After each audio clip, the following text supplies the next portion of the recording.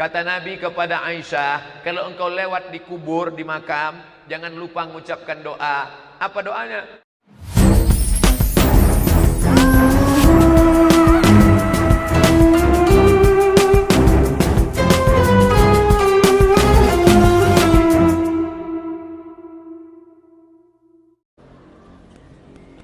Ngambilnya biar adil, dibalik ke bawah. Kalau waktunya habis, tolong kasih tahu. Karena saya kalau sudah ngomong tak tahu berhenti. Ustadz, bagaimana kita supaya tetap istiqomah? Kadang-kadang kalau tahajud suka males, duha sibuk urusan anak. Gimana supaya ibadah kita terus, Pak Ustadz? Pertama, lihat orang cacat. Lihat orang cacat, kakinya lumpuh, stres, stroke, tapi ke masjidnya rajin. Lihat orang cacat, tangannya putus, berdoanya lama. Aku yang sehat kok doanya cuma sebentar. Orang cacat tangannya putus, doanya tangannya di atas. Engkau sehat, tanganmu di bawah. Saya kalau udah nengok orang tangannya di paha, itu artinya apa? Ya Allah mau ngasih, enggak pun enggak apa-apa. Tengok orang cacat, pandang orang cacat. Yang kedua, lihat orang sakit. Pergi ke rumah sakit, langsung amalkan. Pulang dari kajian ini, mampir ke rumah sakit. Kalau security-nya nanya, Mas mau lihat siapa? Semua yang sakit mau kulihat. Yang ketiga, kalau ada orang mati, orang meninggal, lihat. Lihat itu luang liang lahat. Ini tempat yang tidak pernah aku masuki sekarang, tapi aku pasti masuk ke dalam. Apa yang sudah aku persiapkan? Ustadz Wande ngomong aja atau sudah amalkan? Saya pergi ke kubur, saya lihat liang lahat, saya foto. Saya jadikan wallpaper HP. Setiap hidup, nengok, ingat mati. Ingat mati. Sampai akhirnya suatu malam, kurang jam 2 malam, pas hidup, datang takut, saya ganti yang lain. Ingat mati. Jangan pernah memisahkan diri dari jamaah. Nih, jamaah Irma, jamaah yang ada. Kenapa? Karena serigala hanya akan menerkam kambing yang memisahkan diri dari jamaah. Lihat, sekelompok bison menyeberang sungai. Buaya tidak berani menerkam karena ramai. Tapi ada satu ekor bison yang minum di tepi, maka dia akan terkam leher sampai mati. Jangan misahkan diri dari jamaah. Alaikum bil jamaah. Anak-anak muda semangat berjamaah. Apa betul setiap orang muslim dijamin masuk surga? Man qala la ilaha illallah dakhalal jannah. Siapa yang mengucapkan la ilaha illallah masuk surga. Datang sahabat bertanya, wa in zana wa in sarak. Bagaimana kalau dia berzina? Bagaimana kalau dia mencuri? Walaupun dia berzina, walaupun dia mencuri, dia tetap masuk surga. Loh, enak sekali Pak Ustaz. Orang Islam berzina, mencuri masuk surga. Ya, cuman masuknya kapan? Transit dulu di mesin cuci. Sedangkan kita maunya masuk surga langsung. Makanya kita terus jaga kesucian. Kalau ada dosa, sholat sunat, taubat. Hutang mesti dibayar. Jangan istighfar, astaghfirullah rabbal baraya. Hutang lunas. Yang nggak bisa. Yang dipinjam-pinjam mesti dikembalikan. Bagaimana pandangan Ustadz soal ruqyah sesuai sunnah? Apakah bisa dengan ruqyah kita bisa menghilangkan jin yang ada dalam diri kita? Banyak anak-anak gadis diganggu jin. Salah satu sebabnya celana jin itu dia pakai. Maka marah jin itu. Oleh sebab itu jangan lagi kalian pakai jin celana sempit. Pakailah hijab syar'i. Jangan ada patung di rumah. Innal malaikata, malaikat la tadkhulul buyut, tidak masuk ke dalam rumah. Fiha tamasil. Kalau dalam rumah itu ada patung, setan, malaikat tak mau masuk karena di dalam patung itu bersarang setan, jin segala jin di dalam. Malaikat tidak mau satu majelis dengan setan. Tapi malaikat yang tidak masuk itu malaikat rahmat. Adapun malaikat maut masuk.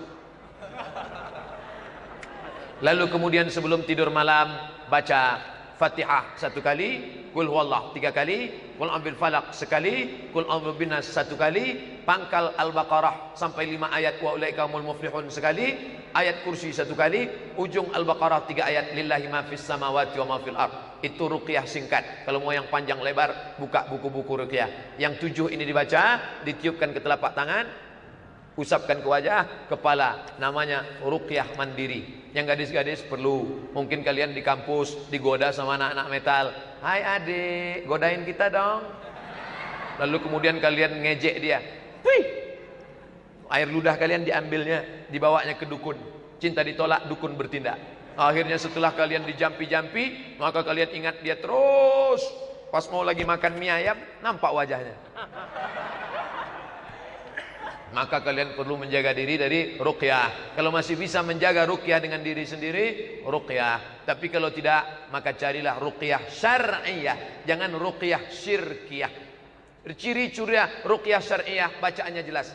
Bismillahirrahmanirrahim. Allahu la ilaha illa huwal hayyul qayyum. La ta'khudhuhu sinatun wa la naum. Adapun bacaan-bacaan yang disembunyikan, kita khawatir dia hanya jin mengusir jin. Mengusir jin dengan jin. Mengatasi masalah tanpa masalah. Bagus, pegadaian syariah. Tapi mengusir jin pakai jin, jangan. Allahu la ilaha illa huwa la ta'khudhuhu sinatun wa la naum. Jangan, mungkin dia pakai jin yang lain. Ustaz, bagaimana dengan yang meninggal hari Jumat? Apakah betul bebas dari siksa kubur? Man mata yaumal jumu'ati, siapa yang mati pada hari Jumat, wuqiya min azabil qabri, maka dia dipelihara dari azab kubur. Sebagian ulama mengatakan hadis ini dhaif, tidak bisa untuk dijadikan sebagai akidah. Untuk fadail a'mal targhib wa tarhib boleh, tapi Syekh Albani mengatakan hadis tentang bebas azab kubur bisa dijadikan sebagai dalil. Tapi maksudnya bebasnya apa hari itu saja, hari Jumat itu saja. Adapun besok tetap, kalau dia tak baik, makanya kita tetap beramal baik. Jangan berharap mati. Ini banyak orang minum khamar, pacaran, narkoba, doanya nggak pernah doa baik. Doanya matikan aku hari Jumat biar supaya bebas azab kubur. Allahumma inni a'udzubika min adzabi jahannam wa min adzabil qabri wa min fitnatil mahya wal mamat wa min syarri fitnatil masihid dajjal. Jangan hanya berharap mati hari Jumat, tapi perbaikilah iman, ilmu dan amal soleh. Kalau sudah sudah berwuduk, bersentuhan dengan suami, apakah wuduk kita batal atau tidak batal? Mazhab Syafi'i batal, mazhab Hanafi enggak batal, mazhab Maliki kalau bersahwat batal, kalau enggak bersahwat enggak batal. 3 mazhab. Saya ulang lagi. Mazhab Syafi'i bersentuh batal, mazhab Hanafi bersentuh enggak batal. Karena kata mazhab Hanafi, makna aula mastumun nisa, bersentuh di situ bukan sentuh kulit, maaf, jima. Quran bahasanya santun, dia sebut bersentuh maknanya jima. Kalau jima baru batal, kalau bersentuh enggak batal. Kalau mazhab Maliki bersahwat baru batal, kalau enggak bersahwat dia enggak batal. Ada orang salaman sama istrinya, "Aa pergi dulu ya." Ya, salaman. Selesai itu dia sampai di kantor sholat. Loh, temannya nanya, "Kamu tadi kan sudah salaman sama istrimu." "Aku enggak bersahwat. Aku dengan istriku enggak bersahwat, dengan istri orang baru bersahwat." Nah, ini bahaya ini orang. Pak Ustadz, salam dari Ustadz Muhammad Sobri dari Padang. Waalaikumsalam warahmatullahi wabarakatuh. Begitulah indahnya persaudaraan. Orangnya sama-sama di Sumatera, titip salamnya ke Bandung. Nanti yang tidak terjawab, saya tetap akan bawa, kita akan jawab di tempat yang lain. Pak Ustadz, saya mempunyai orang tua angkat yang ngurus saya dari bayi, tapi saya juga mengenal orang tua kandung saya, hanya tidak merasa dekat. Yang saya mau tanyakan Pak Ustadz, bagaimana doa-doa supaya saya selama ini yang saya panjatkan untuk orang tua angkat saya? Apakah doa untuk anak angkat seperti saya langsung kepada orang tua angkat? Karena salah satu amal yang tidak putus, doa anak angkat kepada orang tua angkat tetap nyampai. Mana dalilnya? Kata Nabi kepada Aisyah, kalau engkau lewat di kubur, di makam, jangan lupa mengucapkan doa. Apa doanya? Assalamualaikum ya ala diyar minal mu'minin wa inna insyaallah bikum la'ikun yarhamullahul mustaqdimin wal mustakhirin nas'alullah lana wa lakumul afiyah. Kami doanya pendek Pak Ustaz. Doanya apa? Assalamualaikum ya alal kubur. Bagus daripada enggak doa sama sekali. Seandainya doa untuk orang mati enggak sampai, enggak nyampe, ngapain Nabi ngajarkan doa itu? Itu menunjukkan sampai. Lalu apa makna hadis itu? Yang sampai cuma 3. Shadaqatun jariyah, ilmu yang bermanfaat, anak yang soleh. Hadis ini bukan cerita doa sampai enggak sampai. Hadis ini bercerita tentang amal Abdul Somad putus. Dulu Abdul Somad sholat duha, setelah meninggal, apa bisa Abdul Somad sholat duha setelah mati? Putus. Tapi ada 3 amal Abdul Somad yang tetap nyambung. Amal yang pertama, amal bangun masjid, sedekah jariyah. Amal yang kedua, ilmu yang bermanfaat, Somad ngajar, rekamannya nyampai ke jamaah. Amal yang ketiga, anaknya. Hadis ini bukan cerita tentang doa, hadis ini cerita tentang amal anak saya sampai ke saya. Itu yang jadi pembahasannya.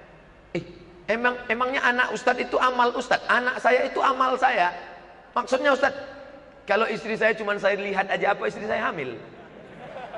Itu penjelasannya.